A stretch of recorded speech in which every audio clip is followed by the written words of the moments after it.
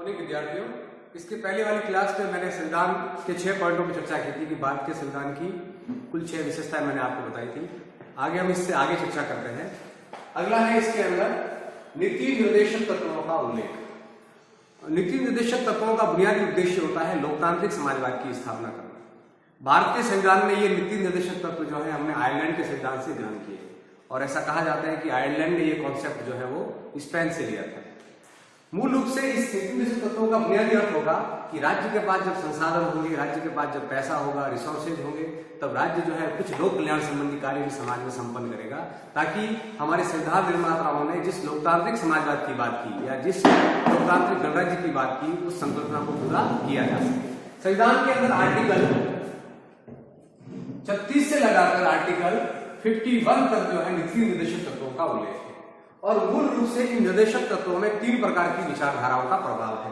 अगर हम इसके कुछ कॉन्सेप्ट को हम देखें तो उसमें गांधी के जो हिंद स्वराज नामक किताब थी, उसमें गांधी ने एक संकल्पना प्रस्तुत की थी ग्राम स्वराज की। तो कुछ निर्देशक तत्व जो है वो गांधीवाद से प्रभावित हैं। जैसे गांधी कहा करते थे कि पंचायतों को अधिकार संपन्न बनाया जाए, तो direct principle of state policy का आर्टिकल 40 जो है वो गांधीवाद से प्रभावित है। गांधी कहा करते थे कि मद निषेध हो। हमारे देश में एक बहुत बड़ी बुनियादी समस्या थी लोगों द्वारा मदपान करना, बहुत सारे मादक द्रव्यों का सेवन करना, जिसमें अफीम भी है, शराब भी है। तो गांधी कहा करते थे कि इस देश का विकास तब होगा जब मदपान जैसी प्रणाली का पूरी तरह निषेध देश में कर दिया जाएगा। यद्यपि मदपान की जो प्रणाली है, इसके निषेध की बात गांधी ने की थी। कुछ राज्यों ने इसको अडॉप्ट किया, क्योंकि मैंने पहले ही कहा कि ये कॉन्सेप्ट तब लागू होगा जब राज्य के पास संसाधन होंगे। यद्यपि ये न्यायालय में परिवर्तनीय नहीं है। अगर राज्यों के पास अधिकार है, संसाधन है, तब ये लागू होने वाली बातें हैं। कुछ बातें और हैं। गांधी कहा करते थे कि दुधारू पशुओं का वध निषेध हो, कर्मकारों में जो है वो फैक्ट्रियों के अंदर गरीबों की भागीदारी हो। तो कुछ निर्देशक तत्व हैं जो वो गांधीवाद से प्रभावित हैं और निर्देशक तत्वों का कुछ उपबंध जो है वो समाजवादी मूल्यों को लिए हुए हैं, जिसमें समाजवाद का प्रभाव है।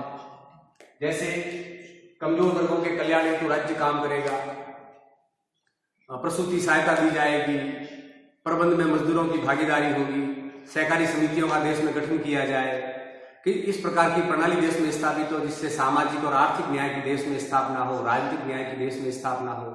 तो कुछ निर्देशक तत्व जो है वो समाजवादी परिप्रेक्ष्य को लिए हुए हैं और कुछ निर्देशक तत्व जो है वो उदारवादी प्रकृति के हैं, जो बुनियादी रूप से जो लोकतांत्रिक उदारवादी देश है वहां ये पाए जाते हैं। जैसे समान कार्य के लिए समान वेतन हो, जैसे समान सिविल सेवा देश में लागू की जाए, जैसे लोक प्रबंध जो है वो सरकार करे, लोक कल्याण तो सरकार कार्य करे। तो एक प्रकार से हमारे संविधान में नीति निर्देशक तत्वों का उल्लेख है और उनमें 3 चीजों का प्रभाव है। गांधीवाद का भी प्रभाव है, समाजवाद का भी प्रभाव है और उदारवाद का भी। निर्देशक तत्वों का ये कॉन्सेप्ट जो है 1935 के भारत शासन अधिनियम में भी था, जिसे अनुदेशक पत्र कहा जाता था। और कहते हैं कि कुछ नीति निर्देशक तत्व जो है वो 1935 के अधिनियम से भी हमारे संविधान में लिए गए हैं, यानी लोक कल्याण के लिए राज्य की जो प्रतिबद्धता है वो इसमें जाहिर होती है। दूसरा है गणराज्य। भारत ने अपने आप को एक रिपब्लिक कहा। भारत एक लोकतांत्रिक गणराज्य है। बुनियादी रूप से गणतंत्र का मतलब होता है जब आपके देश के राष्ट्राध्यक्ष का चुनाव जनता द्वारा होता है, प्रत्यक्ष या अप्रत्यक्ष रीति से, यानी देश का जो सर्वोच्च राष्ट्राध्यक्ष है, जिसे हम भारत में राष्ट्रपति कह सकते हैं, जहां पर इसका चुनाव जनता द्वारा होता है, उस प्रणाली को गणराज्य कहा जाता है। तो हमने भी 26 जनवरी 1950 में जब संविधान को अपनाया तो हमने अपने आप को गणतंत्र कहा, यानी हमारा राष्ट्र का अध्यक्ष ना तो वंशानुगत है, ना कुलीन है, वो जनता द्वारा चुना हुआ अप्रत्यक्ष रीति से व्यक्ति है। इसलिए भारत एक गणराज्य है। ऐसा कहा जाता है कि स्विट्जरलैंड जो है वो युगों से गणतंत्र है। वहां ये प्रणाली बहुत पहले से प्रचलित थी कि जब जनता जो है वो देश के राष्ट्राध्यक्ष का चुनाव करती थी, लेकिन हमने इस फॉर्मेट्स को जो है 1950 में अपनाया। जब देश आजाद हुआ, नए संविधान देश में बना, तो 24 जनवरी 1950 को राजेंद्र प्रसाद को हमने राष्ट्रपति के रूप में मनोनीत किया। अगला है न्यायिक पुनरावलोकन की व्यवस्था।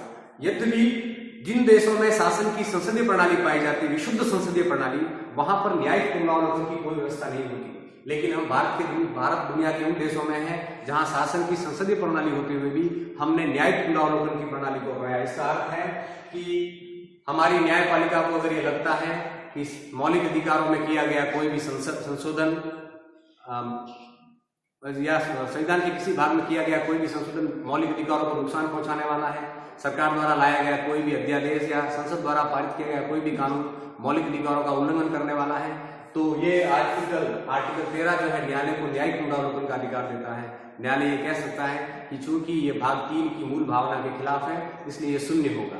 यद्यपि संसद द्वारा बनाए गए कानूनों पर न्यायिक पुनरावलोकन संसदीय प्रणालियों में नहीं होता, लेकिन हमने इस फॉर्मेट्स को अपनाया।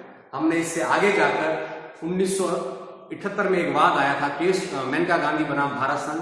इस वाद के अंदर न्यायालय ने न्यायिक पुनरावलोकन के प्रविषय को बढ़ाकर उसे नैसर्गिक न्याय की संकल्पना के साथ जोड़ दिया है। इसलिए आज के जो हमारे न्यायालय हैं वो विशुद्ध रूप से अमेरिकी तर्ज पर न्यायिक पुनरावलोकन कर सकते हैं। इसका बुनियादी अर्थ ये होगा कि संसद जब कोई भी विधि बनाएगी या कार्यपालिका जब कोई भी आदेश जारी करेगी तो वो युक्तियुक्त होना चाहिए, वो नैसर्गिक न्याय की संकल्पना के अनुरूप होना चाहिए।